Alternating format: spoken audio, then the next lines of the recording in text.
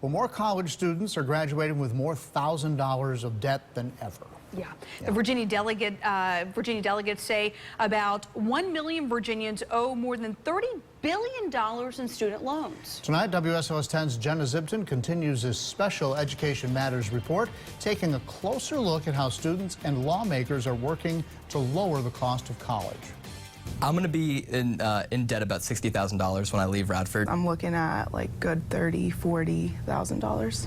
Radford University students are lobbying for lower costs and a student voice, going to Washington and Richmond, talking to lawmakers about the rising costs of college. It's necessary to raise tuition sometimes, but it's gotten so out of hand, and financial aid in Virginia is just so inconsistently funded.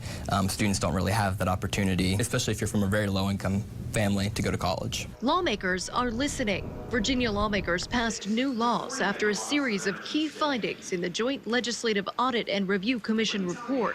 One law limits the percentage of student fees that can be used for athletic programs, after the report found mandatory athletic fees averaged 12% of student tuition and fees in the 2012 school year. Schools must report fees and publish those online, and review staffing, especially highly paid supervisors with only one employee under them, something one local school is already doing and finding savings. Radford University says it's important to maintain the quality programs that they've always had, but they're trying to be more efficient, making sure they don't have too much staff in one area and making sure return on investment is always there when they spend money.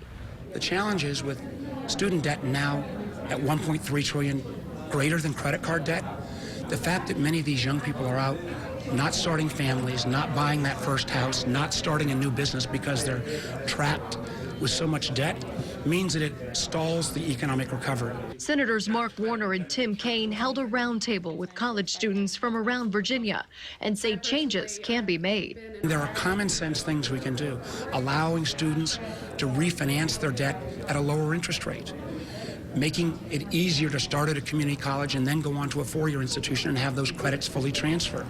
A complete no-brainer saying that if a company can allow an employee to go back and get education with pre-tax dollars, let's let that same company use pre-tax dollars to pay down student debt. For me, it does seem very, very crippling, and it seems like it's going to be very insurmountable to get my way out of debt. Several bills have been proposed this legislative session. One would make it possible to refinance student loans, much like you refinance your house. It was tabled until next session, so more research can be done. But he's optimistic something could be passed next year. Now, obviously, there are other options for students, like going to community college or taking dual enrollment classes in high school. Jenna Zibton, WSLS 10.